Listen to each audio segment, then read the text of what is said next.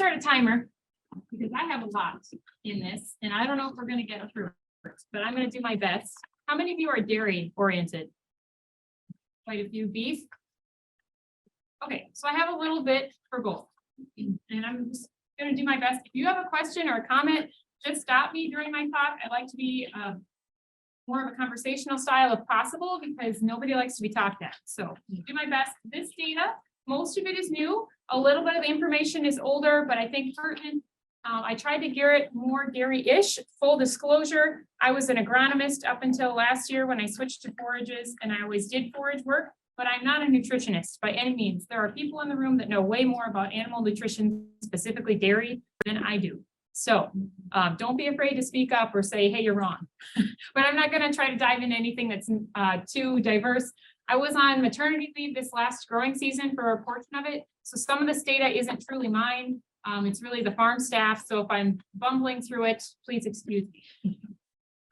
So South Dakota forages in general, we're usually one of the top forage producers in the nation. I looked up, the latest I could find is that we ranked number 3 in alfalfa dry hay acres in 2021, and they were significantly down in 2021, and we still ranked number 3 in the nation. So more reasons that we need more things like this. About 1.5 million acres were harvested in 2017. That was the last big census of ag they had. I believe the next one comes out in a year. So hopefully we'll get more info. You're probably getting all those fun little surveys in the mail. So we do a lot of different forage projects. Many of these happen, we being SDSU, many of these happen at our West River Research Station out near Sturgis and kind of around the western side of the state. And then we have some that happen in fields around the eastern side of the state, but a lot of the data I'm going to report to you today is from Beersford, because that's where we have the equipment, the space, and the livestock to do good forage research on this end. And you can see, I don't need to read you that slide. There's just a lot going on, and I'm just going to brush on some of it today. I didn't have any copies of it. I just couldn't get my hands on them soon enough, but the Southeast Research Farm puts out an annual report every year. It comes in print. I didn't have enough to have any left to bring here today, but it's also online. So I don't know that it's posted yet, but I have a PDF of it. So if you want more on any of this data, let me know and I can email you that directly. It's a really nice report. So alfalfa variety trials, I thought I would touch on this. These are easier to look at in a report book than listen to me talk about, but I just want to show the information. We do this, we've done this the last several years. We do a 3-year trial. They're randomized and replicated, 5 replications. They're small plots. We have a harvester that takes the whole plot and we harvest them. We try to harvest them in 4-week intervals, of course, weather permitting. And that harvester, that's a giant weigh bin, and the shrouds keep, blowing away in the wind. So if it's an extremely windy day, we can't harvest. So you just have to, it's a little touchy. So again, lots of data, but what I want to show you is this has been a 2020, 2021, and 2022 alfalfa trial. So about 1 year in there was good. The other 2 years have been quite dry for alfalfa in this neck of the woods. And the bold lines are significantly different. So it keeps cutting it off, but essentially, I believe the p-value is 5.05. So that means we're 95% certain that they are actually different, not just slightly different yield. So you can see the first cutting, we did fairly well. I think the top yielder there is the 2.45. They're actually in order by the total dry matter tons per acre for the season. Second cutting dramatically reduced, less than a pound, and we even waited a bit there. And then the third cutting, I had a baby on the second, so I had absolutely nothing to do with that, but there was no significant difference, and it looks like it probably wasn't worth the drive. But you can see clearly the weather had something to do with this. Our top yielders here were Viking 342, an experimental number, another Viking, and then rush hour kind of came in. There was actually no significant difference in the total yields. So basically what that means is the weather was so cruddy, we really couldn't measure great differences this year in our variety trial. However, the 3-year summary tells you a little bit better story. So this is the data. Again, don't have any statistical differences in 2022, but you can see them in 2020 and 2021. Then we created a combined total, and you can see that there are some differences here, and that's the order that they're in. So you can see our winners here at the top, and I will I think the best thing to do is just to let you look at the report, honestly, to really look through these. They're hard to graph because you get too many lines to look at in a presentation. But we are testing, this is, I believe, 6 companies, don't quote me. We use Vernal as a check. So you can see Vernal down here, 9.31. Now this year it didn't do very good. There are some years where Vernal does just as well as some of our top yielding lines. And I just want to point out that the big difference there depends on what your goals are. A lot of times quality is the difference. So with Vernal, we won't see the feed quality. And with our new hybrids and lines, of course, they're bred for higher quality, better harvest, and higher digestibility a lot of times. So that's the huge difference there. But it didn't compete well this year with the dry. And Dakota, that is actually a yellow flowered alfalfa, if you've heard of that. And so it's more branching and sprawling. I just want to mention that because it doesn't always have the same purposes as what we think of a traditional purple flowered alfalfa. Just want to give it the benefit of the doubt. Okay, so that's any questions on the alfalfa research. Basically, it's pretty straightforward variety trials. And again, you're going to get more out of looking at a report. I just like to mention it so you know we're doing it.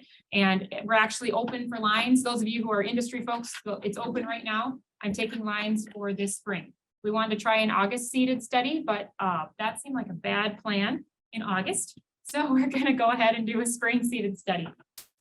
Next thing I think you're going to find of interest is our winter rye work. So the Southeast Farm has done a lot of work with winter rye over the last several years. If you're not familiar with rye, just a few fun facts. It's really old. It was domesticated around 10,000.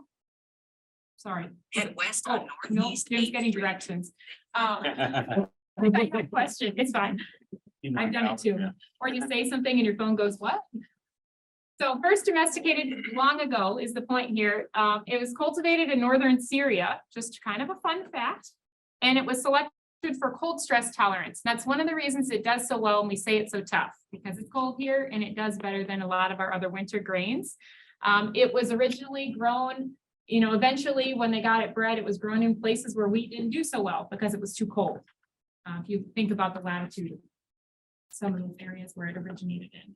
And it's very winter hardy, like I said. It can survive up to a -30, which is ridiculous soil temperature. It doesn't handle, people kind of forget this, it does not like wet feet. So it doesn't like to be planted very wet, and it doesn't typically handle ponding so well compared to some of our other grains. Now it depends on the year and how long it's ponded and how long it's wet, but that is something to keep in mind. It's not totally foolproof. It also doesn't like very hot temperatures. However, it can usually with the hot comes the dry, and it outcompetes our other grains when it's very dry. So the big thing with rye, I don't think I have it in the slideshow. I really want to point out, especially if you plant rye for grain, this is mostly a forage crop, but if you were to plant rye for grain, you need to market it before you plant it. You want to make sure you're going to make money and get rid of it. We get a lot of phone calls from people that need help marketing it. So market it before you plant it. You're going to take it to grain. As far as the forage side of it, some great highlights. It's very competitive with weeds. It has something called allelopathy. That's a biological effect that kind of, if you will, just basically says weeds can't grow here for a temporary period of time. And a lot of our studies, we have seen that is true. It does help. It has moderate fertility requirements. You don't have to pour the fertilizer on it. Very dual purpose, of course, like a lot of our small grains. It's a cool season timing, and the reason that's in there is, trying to fit it in crop rotations in South Dakota. Our winter annuals are very handy for that, for our warm season corn, soybean type rotations. It improves soil health and structure, and it's very winter hardy. Problems with it, like I mentioned, all of the above, doesn't handle wet conditions, doesn't handle high temps, but it also can contaminate wheat. So I'll say this a couple times, but if you grow wheat on your farm, especially seed wheat, don't grow rye. That's just kind of the best. Even the guys that sell the seed are nodding their heads. It's just the best advice I can give you. It's a wheat contaminant, and if you go west far enough, they'll just say that rye is a cuss word because there's a lot of seed wheat grown out there and they can't get it out of it. And it was grown, 30, 40 years ago, and there's still rogue rye that comes up and they got to walk their fields, and everybody loves to do that. So for forage rye, at the Southeast Farm, we've seen a typical biomass production of about 1,600 to 4,700 pounds of dry matter per acre, totally dependent on the season and the year.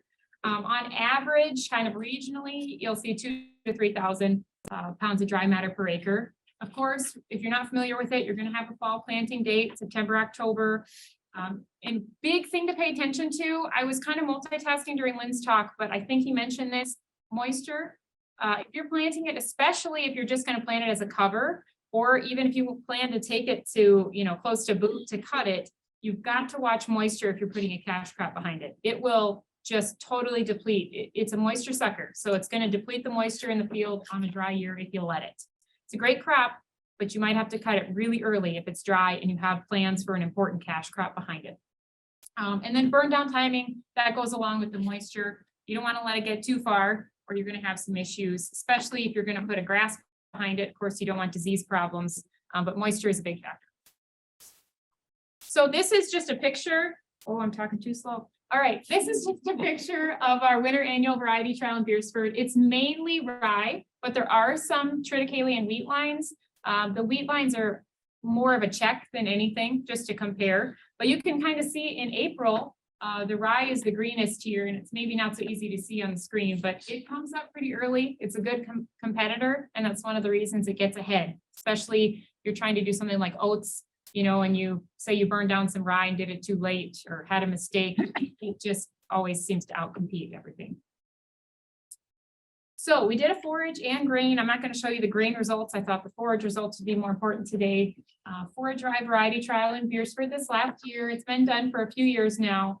Again, dry year, but you can just kind of see how things turned out. The OP over here means open pollinated. Hazlitt and Elvin are kind of the old tried and trues. And then now we have hybrid rye. So our companies, several of them are selling hybrid rye, or a couple of them today are selling hybrid rye now.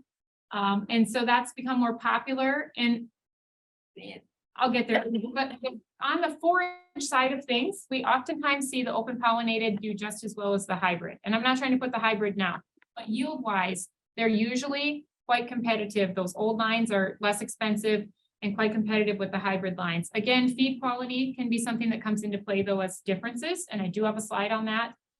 Basically, we're kind of at close to boot here. And you can see that, again, the bolded is significantly different, 95%. I believe the p-value is 0.05. So dry matter, you can see there's some dry matter differences in our top deck from our bottom here. And really all of the ryes were in the same statistical group here. So these down below, Forage FX, that's triticale. These were all triticale and wheat down below here. So I'm doing pretty well. If you're interested in hay or silage, you can see the tonnage we've got. Again, technically not really any major differences we would consider based on the differences in this study, but a dry year really makes that hard to measure. So if you want to look at last year versus this year, a little bit of an improvement, but from, if you look at last year, it was a bit of an improvement. You can kind of compare the lines and see, again, the open pollinated doing pretty well compared to our hybrid lines over here and over here. But there are some advantages to those hybrid lines, especially if you're going to grow for grain. That's where they really shine. But on the forage side, a lot of times we see that open pollinated. You can't always make the hybrid line worth the money on the forage side, at least in the studies we've done so far. So yes. What are your seeding rates on those trials? I think I'm just going to look because I didn't put them in this year. I thought I had it here. I want to say I read a bushel, but that doesn't seem. They were planted in September. You put 80 pounds of N on them. See, I made some notes, but I don't think I have it in here. I'll get it to you. I know I read it in the report. I just can't remember. It was fairly low from what I remember, but I'll get back to you on that because the bushel seems too low. It might be in my too. And now I clicked away from it and doesn't want to work. Come on. Sorry. Brand, but you have done now. Yeah. Yeah, you screwed. Messed it up. Yeah. That's a really good question. I read a bushel. I bet that's his grain trial. Yeah. I'm sure it's higher than that, but I'll find it for you. So this is the quality results. I literally got these thrown on my lap like 2 days ago and really haven't had a chance to go through them. Something to kind of look at is that Hazlitt, that's our old open pollinated line, kind of as a check. You can compare the others to it. That's this one here. If you can't tell, it's bolded from back there. Really, I don't know that there's, it's interesting, if you look at the crude protein, like on the winter wheat, we're seeing higher crude protein, which you might expect.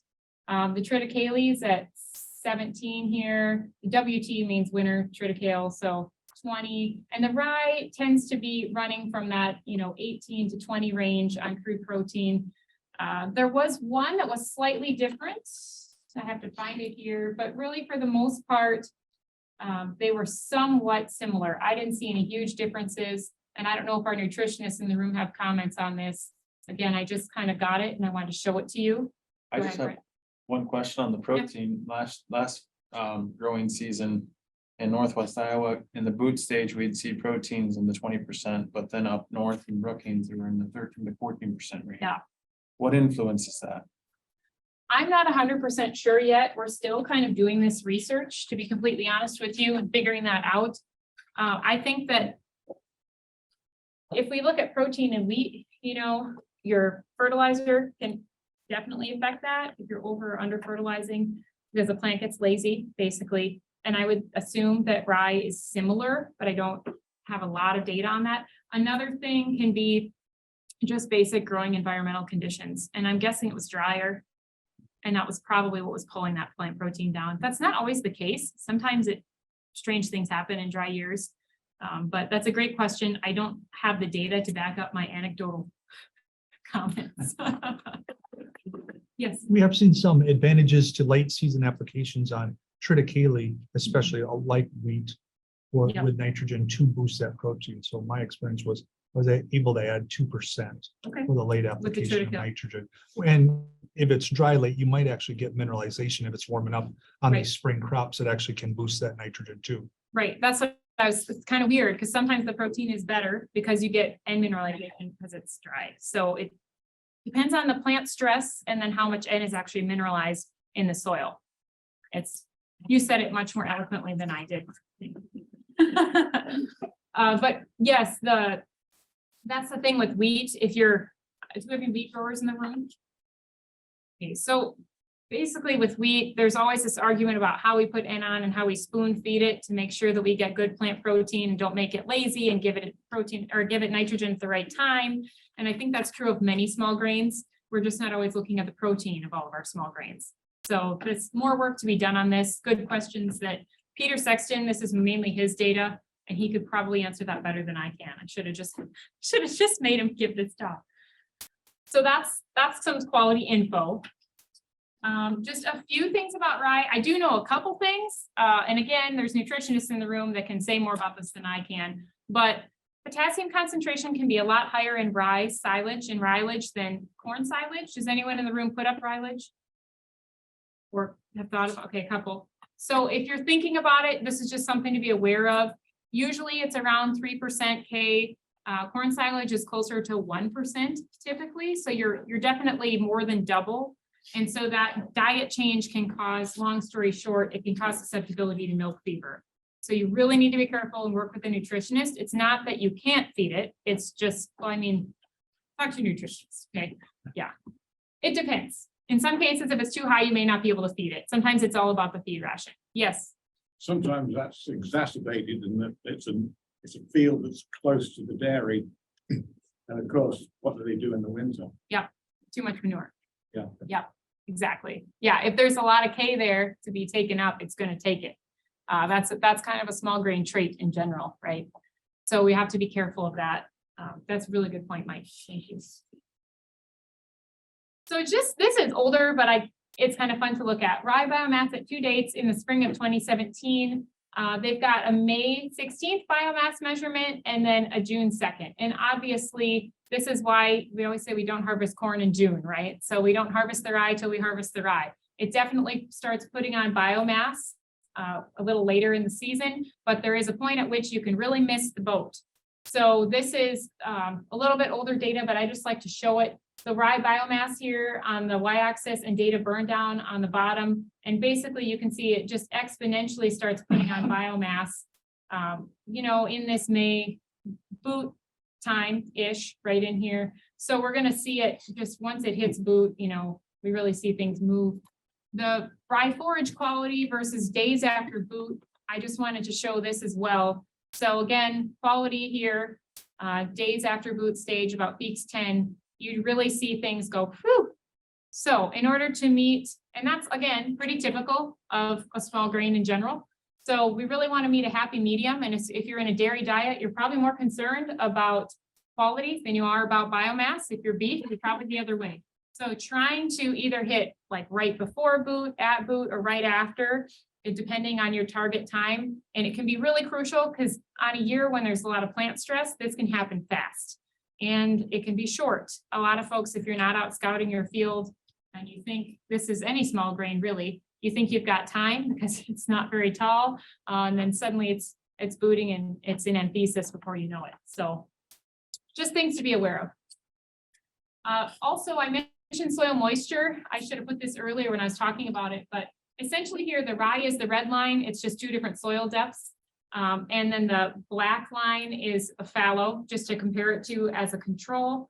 And this is soil water. So at 2 different sites, excuse me, in Minnesota, 2010 study. But what this is showing us is that rye really does pull water out of the soil. And I just wanted to put some data behind my words there. They actually measured it with some soil moisture monitors, and you can see there's some pretty significant. This is 6 centimeters and the black line's more like 10. I mean, we're talking quite a bit of moisture there. When you're talking soil moisture, those are big numbers. So the rye research in summary, it's tough, it's winter hardy. For forage production, right now in our data, we seem to feel that open pollinated lines are doing fairly well economically speaking. But again, those hybrid lines, sometimes they show us higher quality. And I think as time goes on, we'll do more research and probably see a little bit more to that. Mid to late September planting seems to work well in this southeast part of the world. We do see people go into October. Excuse me, it just really depends on the year. It can be a bit like wheat, where if it doesn't come up, that doesn't mean it's dead. Again, it's pretty tough. That seed has to swell to vernalize, and as long as you get that swelling, typically it's going to come up. I can't tell you every time, but I usually get some calls on that. There you go, Brent. He put in here, so he did about 80,000 seeds per acre at an inch seeding depth. So I still wonder if that's not his grain number. He handed that to me last night, but I'll double check it. He put it in about an inch. One thing about rye, you want to make sure you get it in the ground. It is a little bit smaller, of course, not too deep. It is a little bit larger, small grain. So we want to get it in about an inch.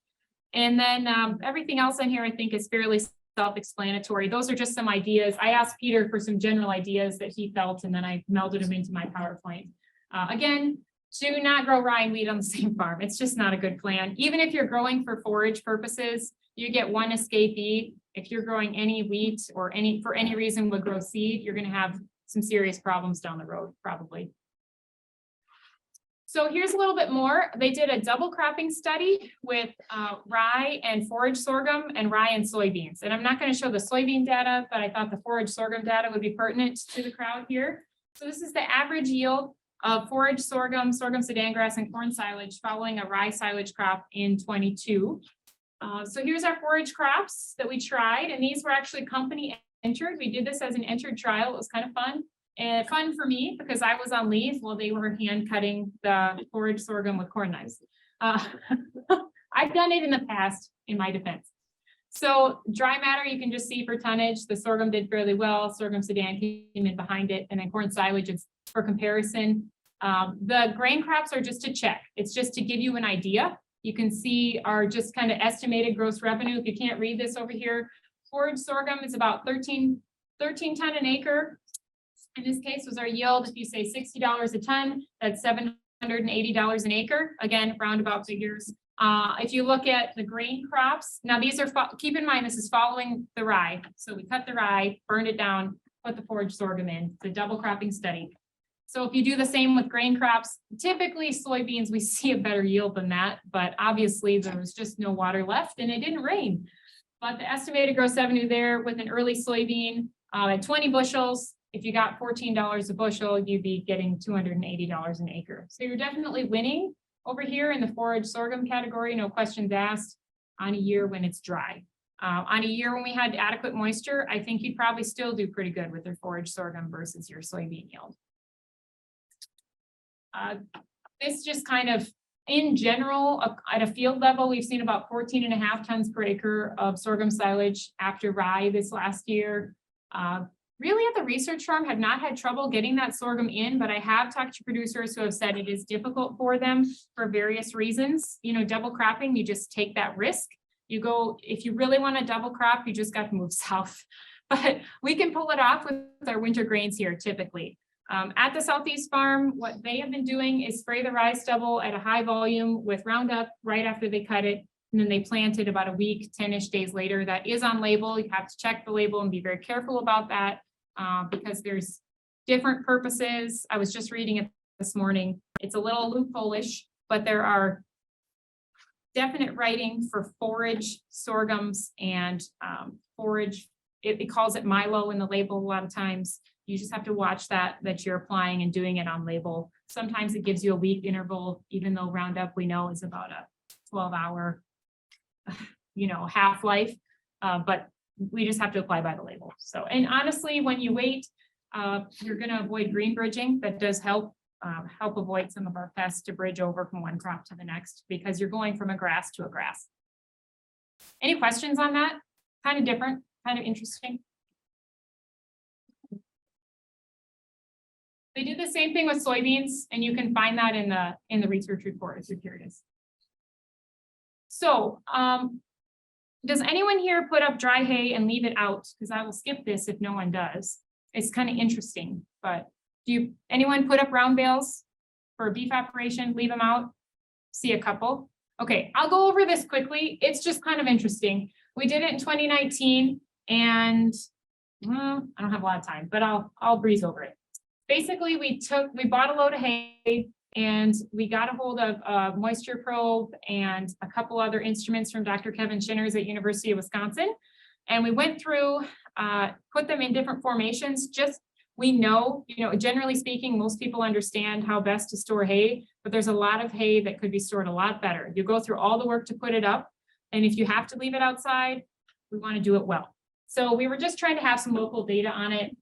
This was that super wet year. So it was great for this study because it exacerbated the results big time. So you could see 20 inches of rain fell on that hay from February 1st to July 31st. So it was a great study for the fact of seeing moisture.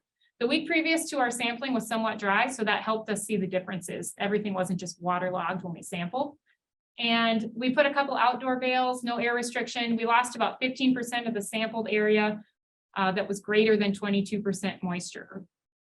Excuse me. So the redder it is, the drier it is. So those that were sitting alone outside, they did okay. 15% was higher than 22% moisture. So some of it was wet. Road bales butted tightly together. So this is kind of the diagram. This is to show you, yes, we actually did this. It was interesting. Storage losses due to water movement between the bales was the biggest problem. So over half of them was greater than 22% moisture. There's some pros and cons of this. When we talk about butting bales, the experts in hay storage can't agree. Some will say you should butt them to keep the water running off the bales and not in between them. Some will say you should leave them apart, and the data really doesn't agree. It's mixed because the sun can get in between there and dry them better. However, when you leave them apart, the snow catches in between them. So it's kind of a 6 and 1/2 dozen the other. Personally, I like to leave them apart, but depends on who you are and how much you want to argue with my husband, how far apart they should be. And they have to be the same, so it looks good. So these were wet, basically, is what there is to know on the east side. So a lot of these, you'll notice the east side is pretty wet just because of the sun being hotter in the afternoon. Road bales butted and then pushed together like 4 stuck together like this. Water ran down in the gutter between them like you'd expect. Sunlight's not able to reach them. So this is where if you're rowing bales, you want to leave space between the rows because more than 20% of them was higher than 30% moisture. So pretty wet, and it's pretty obvious where they were wet. These maps were pretty cool. Dr. Shinners made those for us. We did some mushroom stacking just for fun. A lot of people do this for windbreaks, but if you're doing this for anything other than a windbreak, please don't, because you're just wasting your hay. It's not typically as bad as we saw in this because of, there was just a ton of rain, but this really showed the purpose. When we went and sampled these, mold, just like spores, just came flying out of these bales. So it really leads to poorly conserved hay. The top bale gets some airflow and it did pretty well, but the moisture from the top bale, all of it goes into that bottom bale. It's like taking a square bale, setting it on its side and letting it rain in the bale, right? So 45% of the bottom bale was greater than 35% moisture. They had extensive spoilage. There you go. There's the bottom bale. Okay, that's why we really don't advise doing that. But we still have people that do it. And I'm assuming they don't see the issue or aren't experiencing the issues as obviously, but it was pretty bad. And then pyramid stacking. I know people do this to save space, but this is really rough on your hay too. This was the beginning of the study. And the bottom bales on the east side were over 35% at the end of the study. They were over 35% of the bale was greater than 30% moisture. So they were pretty wet on the bottom. They lost their integrity and squatted. This is the beginning. That's the end. They didn't look so good. And they weren't there that long. It wasn't a year. It was just a season. So here's kind of what top bale's doing awesome and everything else just got wetter and wetter on the east side and as you got lower in the pile. And they really looked terrible by the time we were done. So just some things about bales stored outdoors. Avoid shaded areas like tree belts and buildings. Sometimes that's hard, but if you can get them out of the shade, that helps. Place them in rows oriented north to south so the sun hits them on both sides and leave a few feet between the rows. Use a slight south-facing slope if you can. This is like in a perfect world. Well-drained surface would be nice, but again, we don't all have access to that. Net wrap, of course, helps hold the shape in the leaf thatch. And if you can make stacks or if you have to make stacks, really advise covering them. Of course, under roof is going to be the best method, followed by plastic wrap. This is just % of loss. And this is based on Wisconsin data. They have a lot more people that work in forages and have done more extensive research. We didn't find anything here that they wouldn't have expected us to find. We just wanted to demonstrate it. And so we had this at a field day and people were actually quite interested in it. So I just want to go over the last couple of slides here are about silage studies, and MFA has funded some of these. So I'll go quickly. I know you want to get going. I just thought this would be good to cover. We did 2 studies the last couple of years. The first one was corn silage by chop length and packing density. And basically there's a lot of corn silage harvested in South Dakota. We worked with Nebraska on this. So this is Ben Beckman from UNL and then Kieran and Brandt and myself. I swear I worked. I just was the only one that would take the pictures. So I don't look like I'm there, but I swear I was there. This is a really, honestly, kind of a cruddy research project to do. Great results, but you have to do it in mini silos because making mini piles is just not feasible. You can't pack them properly, and it turns out to be not good research. So you have to hand pack silos using, we use a skid loader and a plunger, but you have to measure everything and do it all by hand. So it's a labor of love. It takes a long time. In this study, we were just looking at chop length and packing density and how they affected the quality of the silage. Mini silos are about 3 feet tall, 8 inches wide, diameter wise. And then we packed in 12, 15, and 17 pound per cubic foot of dry matter increments. It was a little challenging to do that. We wanted to get to 18 and couldn't achieve 18. It just lifted the top of the loader. So these are our chop lengths. And in the dairy world, there's always kind of argument about chop length. So we just wanted to see. And basically, here's what they looked like. We did a few in clear tubes, kind of a fun study. It's a little hard to see on the screen, but you can see the chop length. This is 1/4 inch, this is 1/2 inch. This is the 3/4 inch chop length, but you can see the density if you look close from the loose pack to the tightest pack. There are some differences visually in seeing how dense those tubes got. And this one has some silo gas at the bottom, kind of cool. It's orange. It was just kind of a fun random thing that happened. So I'm just going to tell you without going through this data for the sake of time, there were really not any big differences in this study. We expected to see them and we didn't. So we're going to do it again. Just not trying to create differences, but traditional research would tell us that the better packed would do better and that the shorter chop density would pack better. And we did experience that the shorter chop length packed better. But we really didn't see any statistical differences of any significance to speak of with the results. However, this year, MFA funded a study for us on the evaluation of inoculant and cover type on corn silage. We did the same thing with the mini silos, used the same ones. They're about 3 feet tall, 8 inches wide. And the silage was harvested at the end of August at Beersford with a 1/2 inch chop length, was about 34% dry matter. And we're at the mercy of the farm. When they chop, we have to just drop everything and do the study. So it's whatever they're chopping. It was ensiled about 100 days. And then we did 4 cover treatments. So there were some without a cover, some that had a liquid cover, which was a condensed distiller soluble. Some that had a heavy plastic tarp, 3 mil, I believe. And then we had an O2 barrier plus the plastic tarp. So maybe it was 4 mil tarp. And those were donated from Seal Pro from Connor Agriscience. And then the liquid cover, I believe, was an ignition product that a local grower was working with us on that. So the heterofermentive inoculant that we used, we just did a with and without inoculant within each of these cover types. So the no cover, the liquid cover, each of those had a with and without inoculant. And we replicated all of it 5 times. So you make about 50 tubes worth. And once again, I was at home with the child. So Ben and Kieran did all this work. We did it in a bunker silo earlier in the season with some alfalfa oatlage for a field day, just to show people. So if you're curious, this is what the liquid cover looks like. If I'm being completely honest with you, it was horrible to work with. It comes out of the poet plant hot, like can't touch it hot. And it's like a little thicker than maple syrup. Smells like it came from poet, okay? Pretty strong smell. And it was just, our sprayer malfunctioned. So we ended up gravity flowing it on, which wouldn't be a big deal, but with any type of, this is a, monosloped pile, but it just wanted to run down the pile. So we put a layer on, let it dry, put a layer on, let it dry. I mean, it just kind of took forever. So in this situation, user friendliness was not on our side.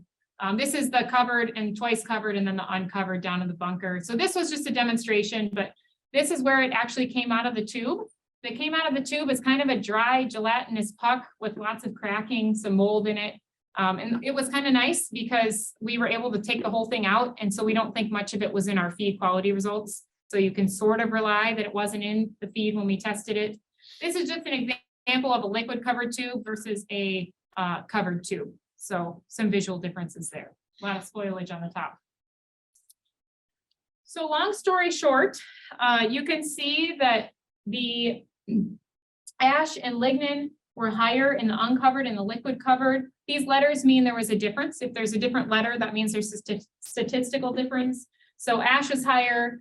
When we cover things, we're going to see higher lactic acid, just meaning better storability, basically. More is going on there, and it's going to store a little better for us.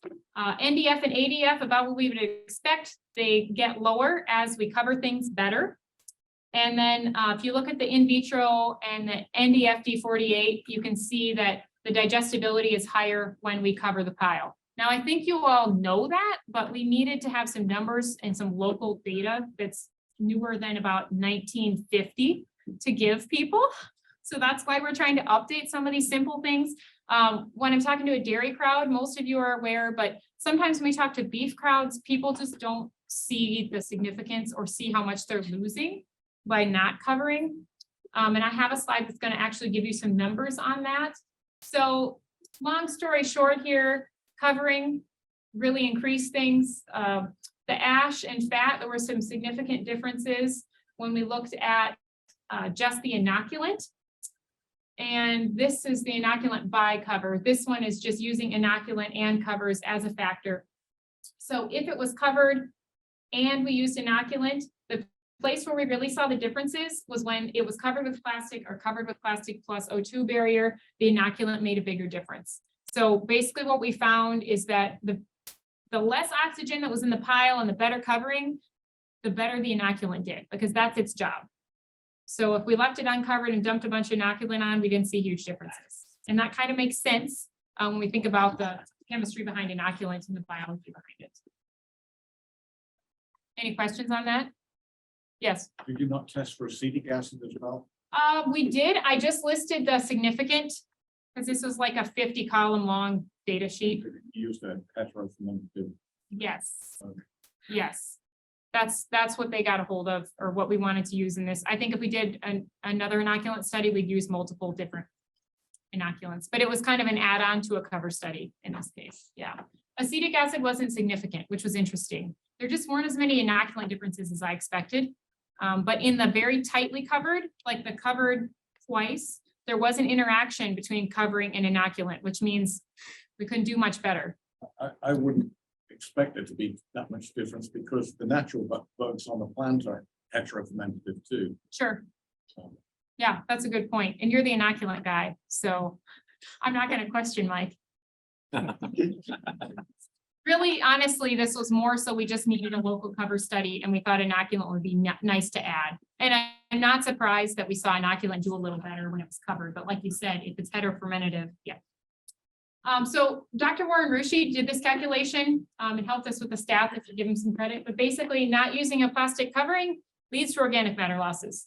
So he just took the covered studies and averaged them and then used it as a relative comparison. So if they're at 100%, then uncovered, there was a 43% loss compared to the covered, and liquid covering, there was actually more of a loss in this situation. So we didn't see a real advantage to the liquid cover. Combination of the TARP and the O2 resulted in the best, although there weren't a whole lot of differences between that and the plastic only covering in this situation. I'm not telling you not to use your oxygen barrier, but really what this means is covering once is better than covering not at all. Basically, that's what that means. Liquid cover really didn't have a whole lot of advantage over not covering in this case. And the inoculation, excuse me, was advantageous when good fermentation occurred, basically when it was covered. So the top foot of the silos were most sensitive, of course, to the storage differences. And I failed to tell you that most of that data was out of the top foot. We took the top foot out, composited it, and then we took the bottom 2 feet out, composited them. And it's just too much data to give a crowd. So I'm talking too long. You can find everything I said, basically, in this annual report. If you are interested in it, it should be online soon, but I can email it to you. So you get me your info, I will gladly get you this, and it contains lots of other grazing trials and other forage research going on at the farm. Sorry, I talked 10 minutes over, Chelsea. No? Any questions? Yes. Back to the rye triticale, is there any concerns that you would have about winter kill on triticale? Is that not something we should worry about? I think I've actually done some alfalfa winter kill study, which is really interesting.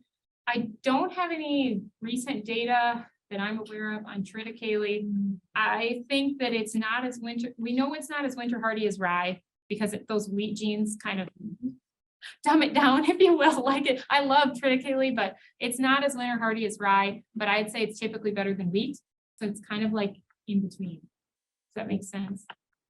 What causes the winter kill on that triticale? It's a whole lecture. Yeah, it's a plant fizz thing, I think. Again, I wish Peter was here because he would go off on some rant. But because it's wheat and rye bred together, I think it comes from the wheat side. It's just not as winter hardy. Rye seems to be able to handle even like the ponding a little bit better than triticale and wheat too. You ask good questions that I can't answer. So either I'm not smart enough or you're just asking really good questions. Maybe both.